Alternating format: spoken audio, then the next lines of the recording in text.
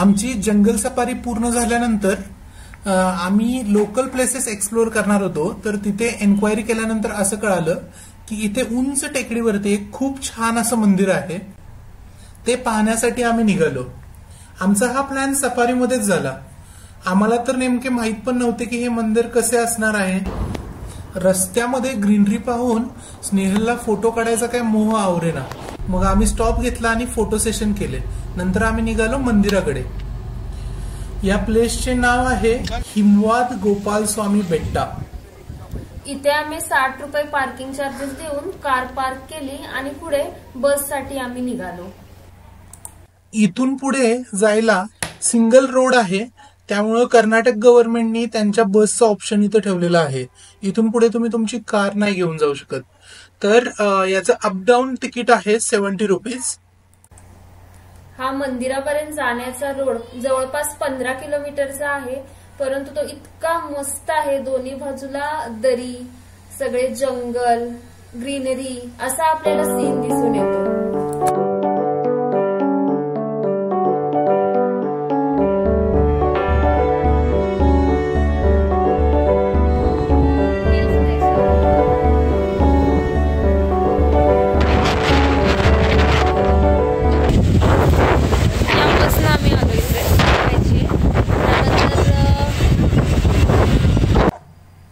रोहित, इथं किती वारा आहे ना, एकदम थंड वाटतंय. मस्त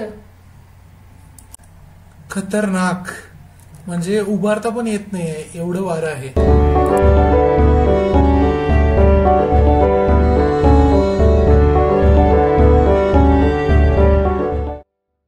रोहित, तिकडे बघ कसला भारी व्ह्यू आहे. अरे रे रे रे, एक नंबर. डायरेक्ट स्वर्गात आल्याचीच फिलिंग. मग काय.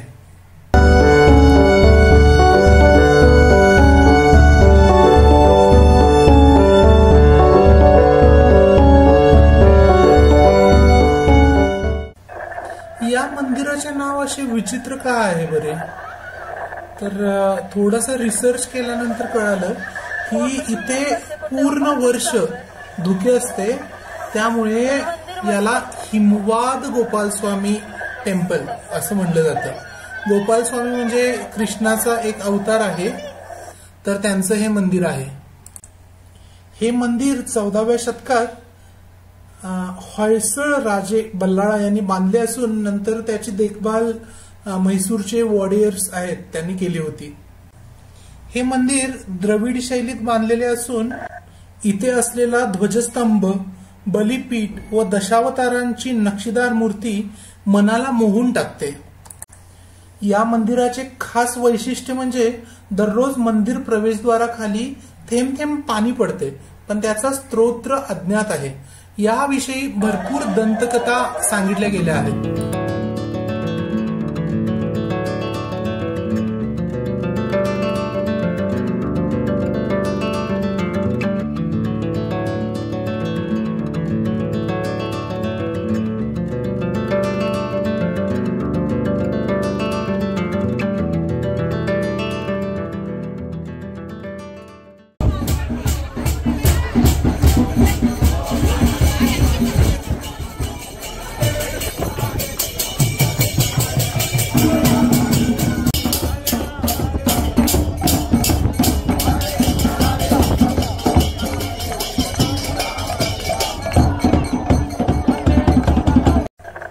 इथले निसर्गरम्य व्ह्यूज खरंच मन मोहून घेणारे आहेत.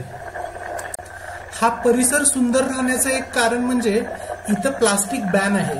खालून बसमध्ये यायच्या आधी प्लास्टिक पूर्ण चेक होते आणि मगच तुम्हाला वर सोडले जाते, त्यामुळे इथे अजिबात कचरा दिसत नाही. आम्ही जेव्हा इथे आलो त्यावेळेला गर्दी खूप कमी होती, आता गर्दी वाढलेली आहे. थोडं फोटो सेशन करून आम्ही प्रसादाचा आस्वाद घेतला. इथला जो प्रसाद होता तो थोड्या वेगळ्या पद्धतीचा होता. ऍक्च्युली हा सांबार मध्ये राईस बनवला होता, तर याची टेस्ट खूपच अप्रतिम होती. इथे आल्यानंतर तुम्हाला निलगिरीज फॉरेस्ट दिसेल, जे की सेम उटीसारखं आहे. तर तुम्हाला फोटो सेशनसाठी उटीला जाण्याची गरज नाही, तुम्ही तो पॉइंट इथेच कव्हर करू शकता. अजून एक सांगण्याचा महत्वाचा विषय म्हणजे हे मंदिर संध्याकाळी 4 वाजता क्लोज होते. तर मंदिराचं टायमिंग आहे सकाळी 8:30 ते संध्याकाळी 4.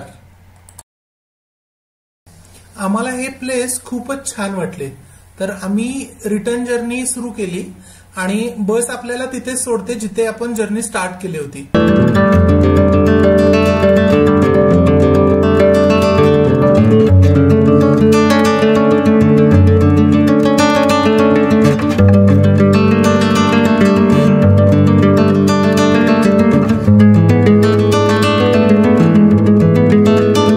दर्शन घेऊन आता खाली आलो आणि आम्ही जाताना काहीच गर्दी नव्हती. आता पहा गर्दी पहा, फक्त एवढी मोठी लाईन लागलेली आहे. ही लाईन आहे फक्त बस साठी.